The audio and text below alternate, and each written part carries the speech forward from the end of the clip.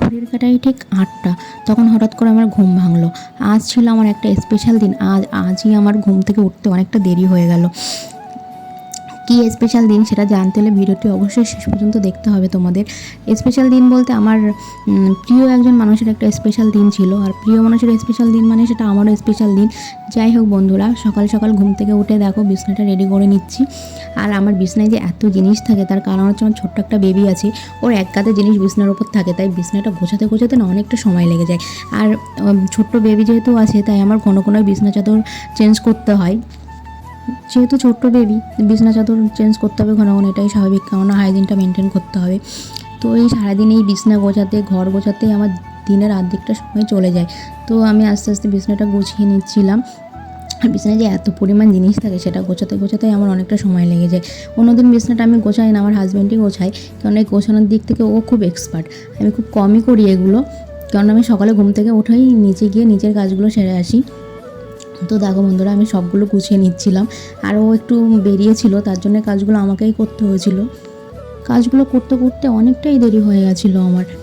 তো বন্ধুরা, আজকে ছিল 25শে ডিসেম্বর, আমার হাজব্যান্ডের জন্মদিন। আর তাছাড়া আজকে ছিল ক্রিসমাস। তো ওর যেহেতু জন্মদিন ছিল, দিনটাকে আমি একটু স্পেশাল করে তোলার চেষ্টা করছিলাম, কিন্তু এই এতটাই দেরি হয়ে গেছিলো উঠতে আমার। আমি ভেবেছিলাম সকালে ওকে একটা সারপ্রাইজ দেবো, সেটা আর দেওয়া হয়নি। তার আগেই ও বেরিয়ে গেছিলো অফিসে। অনেকেই বলবে যে জন্মদিন, তার উপর আবার 25শে ডিসেম্বর, বেরিয়ে গেছে কোথায় গেছে। ও আসলে কাজে গেছিলো, ওর কোনো ছুটি থাকে না, ছুটি থাকার কোনো স্পেশাল দিন থাকে না। আর এদিকে দেখো আমার ছেলের জন্য জিনিসগুলো কীভাবে উল্টো পাল্টা করে রাখা হয়, তো আমি এগুলো একটু গুছিয়ে নিচ্ছিলাম। আর একটু নোংরা হয়েছিল, সেগুলোও পরিষ্কার করে নিচ্ছিলাম। কথা বলতে না মাঝে মাঝে আটকে যাই, কারণ আমার স্ক্রিপ্ট লেখা থাকে না বন্ধুরা, আমার মনে যা আসে আমি সেটাই তোমাদের সঙ্গে শেয়ার করি। আমার ছোট্ট একটা বিজনেস আছে, ভাবলাম তোমাদের সঙ্গে সেটাও শেয়ার করি। তো চলে আসলাম নিচে বন্ধুরা, এসে ময়দা মাখছিলাম। বর যেহেতু সকালবেলা না বলেই বেরিয়ে গেছে, তো ওর উপর খুব রাগ হচ্ছিলো, সেই রাগেই ময়দাটা মাখছিলাম। তো দেখলাম ময়দাটা তাড়াতাড়ি মাখা হয়ে গেছে, ভাবলাম এরপর থেকে রেগে রেগেই ময়দাটা মাখবো। তো তারপর চলে এসেছি রান্নাঘরে, লেচিগুলো কেটে নিচ্ছিলাম আর এখানে তরকারিটা করে নিচ্ছিলাম। তো তরকারি ভেবেছিলাম আজকে যে রুটি করব, কিন্তু পরে ভাবলাম যে না, যেহেতু বরের আজকে স্পেশাল একটা দিন, তো আজকে তাহলে স্পেশালি কিছু করা যাক। তো তারপর ভাবলাম যে আজকে চানা মশলা করব আর সঙ্গে লুচি করব।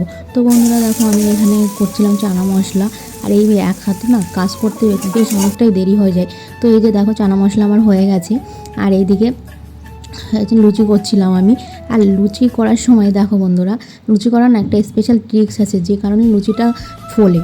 তো আমি লুচি মোটামুটি এখন, আগে পারতাম না, এখন মোটামুটি ফুলোতে পারি। তো দেখো আমার প্রত্যেকটা লুচি এখন ফোলে। লুচি বানানোর একটা টেকনিক হচ্ছে, যখন লুচিটা তেলে ছাড়বে তোমরা, তখন না এরকম খুন্তিতে এরকম তেলটা না ওর ওপরে দেবে, তাহলে দেখবে লুচিটা খুব ফুলবে। এটা আমি নিজেও আগে জানতাম না, কিন্তু করতে করতে আস্তে আস্তে এক্সপিরিয়েন্স হয়ে গেছে। দেখো কী সুন্দর ফুলছে লুচিগুলো। তো কার কার জানা ছিল অবশ্যই জানাবে, আর কে কে জানতে না সেটাও অবশ্যই জানাবে। তো তোমরা একদিন এভাবে ট্রাই করো, অবশ্যই তোমাদের লুচিগুলোও ফুলবে। আর লুচি ফুললে না খেতে একটা আলাদাই টেস্ট লাগে, তাই তো বন্ধুরা। তারপরে বাবাকে দোকানে খাবার দিতে যাব, সেই খাবারটাও রেডি করছিলাম এখানে। তো রেডি করে তারপর যাবো বাবাকে খাবার দিতে। তো এখানে আমি তরকারি নিয়ে নিয়েছিলাম আর 4টে লুচি নিয়ে নিয়েছিলাম। আর হ্যাঁ, ওকে একটু মিষ্টিও আনতে বলেছিলাম, মিষ্টিও দিয়ে দিয়েছিলাম। বাবা যেহেতু মিষ্টি খেতে খুব পছন্দ করে। তারপর ও বাড়িতে এসেছিলো, আর আমরা সবাই মিলে চলে এসেছিলাম ছাদে খাওয়ার জন্য। ছাদে খাওয়ার না একটা আলাদাই মজা, শীতের সময় ছাদে খেলে খুব ভালোই লাগে। আর আমার বোন না মাঝে মাঝেই বলে ছাদে গিয়ে খাবে, তো ওর কথা মতো চলে এসেছি ছাদে খেতে। আর আমরা কেউ আলাদাভাবে নিয়ে খাই না, সবাই একসাথেই খাই। আর এইদিকে দেখো আমার গাছগুলো, দেখো গাছের মাঝে মাঝে একটু যত্ন নিতে হয়। তো নিজেরা খাবার খেয়েছি, গাছদের খাবার দেবো না সেটা কি হয়? তোমরা তো জানো গাছেদের খাবার বলতে জল, জল থেকেই ওরা খাবার তৈরি করে নেয়। তো প্রত্যেকদিন ভোরবেলা উঠেই আগে আমি ছাদে আসি জল দিতে। তো আজকে ভুলে গেছিলাম, যেহেতু উঠতে একটু লেট হয়ে গেছিলো আমার। তো এই যে ছাদে এসে আমি গাছে জল দিয়ে দিচ্ছিলাম, আর দেখো গাছগুলো কী সুন্দর সতেজ হয়ে পড়েছে। ভিডিও দিতে যে এতটা কষ্ট হয় বন্ধুরা, যেটা হয়তো যারা করে তারাই জানে। তো এত সময় ধরে এত কথা বলা খুব একটা সহজ ব্যাপার নয়, কথাগুলো ভেবে ভেবে বলতে হয়। তো বন্ধুরা দেখো, এই গাছগুলো দেখো আমি জল দিয়েছি, গাছগুলো সতেজ হয়ে গেছে। আর গাছগুলোর বয়স খুব একটা বেশি না, এই ধরো 1 মাস হবে গাছগুলোর বয়স। তো দেখো আমার যত্নের ফলে গাছে দেখো কী সুন্দর সুন্দর ফল হয়েছে। গাছে ফল হবে আর সেই ফলগুলো ছিঁড়ে ছিঁড়ে খাবো, আলাদাই একটা মজা। খাওয়া তো পরের কথা, দেখতেও কি সুন্দর লাগে, তাই না? তো আমার ভিডিওগুলো যদি তোমাদের ভালো লাগে, অবশ্যই আমার চ্যানেলটি সাবস্ক্রাইব করে দিও, আর একটা লাইক কমেন্ট শেয়ার করে দিও। এত কষ্ট করি, একটু তোমাদের ভালোবাসা পেলে খুব ভালোই লাগে আমাদের। তো তো দেখো বন্ধুরা, এই কামরাঙা গাছটা যখন আমি এনেছিলাম এই গাছে পাতা একদমই কম ছিল, আর আমি বাড়ি এসে যত্ন করে দেখো গাছে পাতাও হয়েছে, ফুলও হয়েছে, আর ফলও হয়েছে।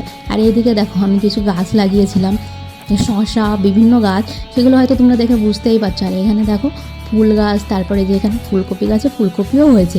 আর এই যে এটা হচ্ছে সবথেকে আকর্ষণীয় জিনিস, এই গাছটা যে এত পরিমাণে ফুল হয়েছে, বিশেষ করে বন্ধুরা এই গাছটা লাগানোর পর থেকে না, তার 10-15 দিন পর থেকে আমাদের কোনো ফুল আর কিনতে হয়নি, পুজো দেওয়ার জন্য এই গাছে এই ফুলের এনাফ।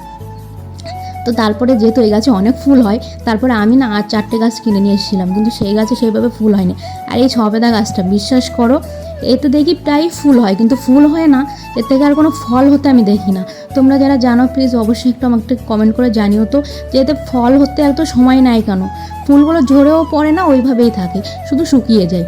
আর এই যে এই মালবেরি গাছটা দেখো, এর গাছে একটা পাতাও নেই, কিন্তু এই যে বাকি যে গাছগুলো আছে দেখো, পেয়ারা, জবা, তারপর এখানে একটা বেদানা গাছ আছে। যতগুলো গাছ আমি এনেছিলাম এই বেদানা গাছটা সবথেকে বেশি সুন্দর হয়েছিল।